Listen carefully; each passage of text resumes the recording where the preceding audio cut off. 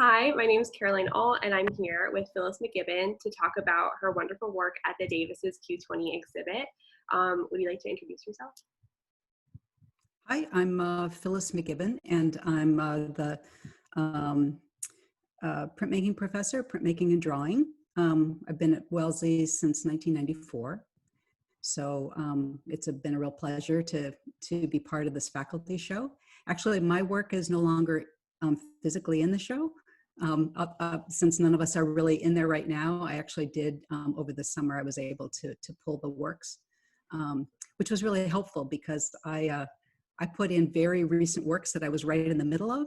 And so during the pandemic, I was really kind of cut off from what it was. And it's been really interesting to kind of look at it again and kind of see it as a time capsule. So awesome. Okay, well, we're going to go into the first question, which is what did you learn as an undergrad that still influences your artistic practice today? Well, I went to undergraduate school at the University of Wisconsin in Madison, which at the time I had no idea when I started, but it was a very major school for printmaking. I only knew that as a drawing student, I saw this really exciting work happening in all of these different print studios that went up and down the whole, like a very big building. And I liked the energy and the dialogue that seemed to be happening. So I gravitated towards printmaking really because of the dialogue and the connection between students. And I would say that probably one of the most important things right away is as soon as I got involved in print, I realized how important a similarly motivated peer group is, and I've found that over time that the people that I met when I was a student, also when I've worked at other artist residencies and come together with different artists, the people that are side by side working together and who are giving each other feedback and ideas and you know criticism and support are really, really valuable in creative lives. So that's probably the biggest thing. But I would say one other thing, and, and that is I had many different kinds of teachers who I really learned a lot from in different ways.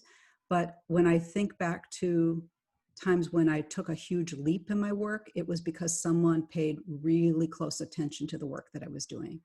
And that's, I think, one of the biggest compliments you can give a creative person is to look closely and look beyond the first levels.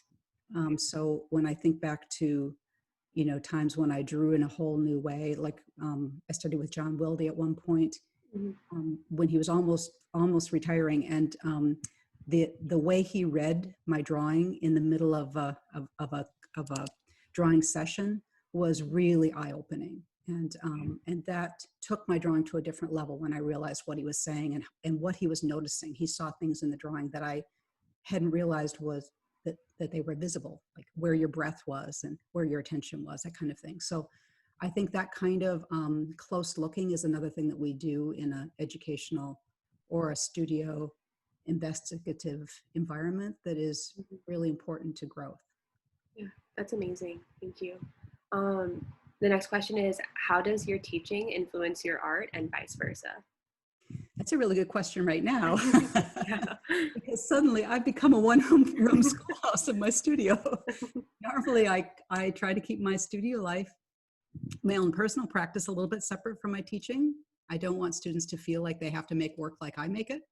Right. But I'm realizing that as we teach remotely, that I need to show some aspects of my interior working process in a different kind of way because I don't have the benefit of the one-on-one, right? And I think over the years, I've always felt like I've always gotten a lot of energy from students. And when I see students take a leap in particular, I come back to the studio and say, how can I push myself as hard? Like I'm always thinking of like, how can I maybe unlock something or open up something for a student, like try to read where they are and try to figure out what might help them make the next leap. And I try to think more than one way, so it's really theirs and not my choice, right? But that creative work of like thinking for somebody else to bring that back to yourself and be your own best student, that's a challenge that I think has helped in a lot of ways. And I think I look at art because of the students I work with. I look at art differently too. I look at more art and a broader range of art, and I try to relate to a broader range of art than I would if I was an independent artist who was not teaching. The next question is, the Davis mounts a faculty exhibition every 5 years. How did you decide on what to include in Q20? Um, well, for me, I've been in a lot of faculty shows because I'm now I guess I'm the studio faculty member who's been around the longest of this particular group, right? So um, it hasn't always been 5 years. Sometimes it's been different combinations of things. So I have memories of making work very specifically for the Davis Museum. There are a couple corners in the Davis that I actually drew on directly and did a very large piece when I was up for tenure. So that gallery has now been made into two separate galleries. So whenever I'm in there, I always think about these huge brooms that were drawn on those walls.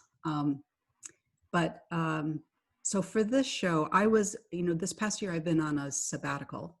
So I was traveling and I literally drove in about the night before the time you could possibly finish installing the show. And I brought work that was that fresh. I had been down at a place called Penland School of the Arts in Appalachia in North Carolina. And I had a 4-week winter residency there, which was fantastic. So I was making work with an idea of how it would fit into this cabinet. And this print cabinet or a map case had been just sort of gifted to me unexpectedly. And so I started to think about how prints could go into these drawers and what it would mean to kind of, close it up and open it back up again. So I was playing with the ideas of enclosure and time capsules. I didn't know what kind of a time capsule it was going to become. But in the end, I brought that work back, and I actually thought of it as still very much a work in progress. I had other drawers in the works that I intended to add to the exhibition over time. So I like the idea of, over the years, I've always enjoyed the opportunity to show in the Davis because it's such a beautiful space. It's a chance always to build the community because obviously the faculty change, the staff of the museum change, the students change. So it's always a chance for a fresh kind of renewal of a creative community. So by bringing the work to the table, we have a different kind of engagement because of that. So it's always a pleasure to see recent work in a space that's different than your own. And that's a space that is not only architecturally beautiful, many of the spaces are very beautiful, but also it's a chance to, kind of think about it in terms of social engagement with people. What have you learned from your students? I do think that my world has gotten bigger because of the students I've interacted with. And I'm really especially happy that Wellesley is a place that's very international and that brings students from so many places, because I feel like that really has added richness to the kind of dialogue that we have together in a studio course. Because all of my studio courses are, very interactive and pretty intimate. I have a privilege of getting to know students in a really special kind of way. And the relationships that we build, sometimes we don't see each other for many, many years, or sometimes I hear back later. Not everybody, of course, becomes an artist necessarily, but I'm really touched by the way that kind of creative learning affects people's lives. And so I feel like I learn a lot about people from students. And of course, there is this challenge of, thinking more creatively when you're thinking for someone else as well, right? I love that. And then the final question for this interview is, what are you working on now?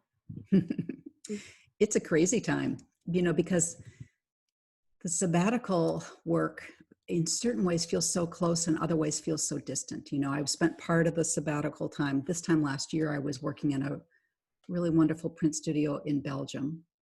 And it's a studio that's built in a circle. And so you're always circuiting and walking the studio in different ways. Etchings over here and screen prints over here and, offset lithos over here. So you're circulating through ideas and you're in conversation with artists from different countries with different priorities and interests and whatnot. So I'm looking back at some of the work that I started there, and then the work that continued at Penland and then was tucked away at the Davis. And it's, because I work in print where I can make things a multiple, I'm always looking at the parts and pieces and how they might go together in a different way. But in terms of finished things right now, actually, since the pandemic, most of the things I've been making have been very targeted for different kinds of, online fundraisers. So, for example, this is a very small thing, but it was kind of fun to do, is working with little zines and whatnot. This is for the Quarantine Public Library, which is you can look it up on Instagram. And so there are a group of artists who were invited to make a zine that would function in one way and function in another. So basically you can go in and you can make a donation and then download and print out your own little artist books all the way along. So there was that. There were other things. There was an Exquisite Corpse project I did with former faculty member Ching-Ming Meng and my partner Mark Wilson, and we drew a project, and we each had a section blind to each other, put the whole drawing together, and so that was sold in Dallas, and also went to another important social organization. So in terms of the finished work and where it goes, it's all been really with that in mind.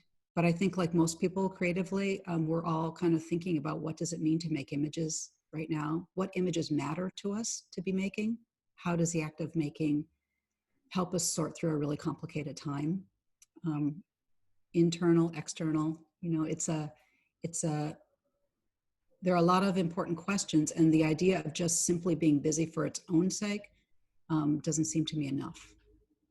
So it's not business as usual, but it is deep reflection and active work. That was fantastic. Thank you so much for interviewing with me. This has been great. And thank you so much again.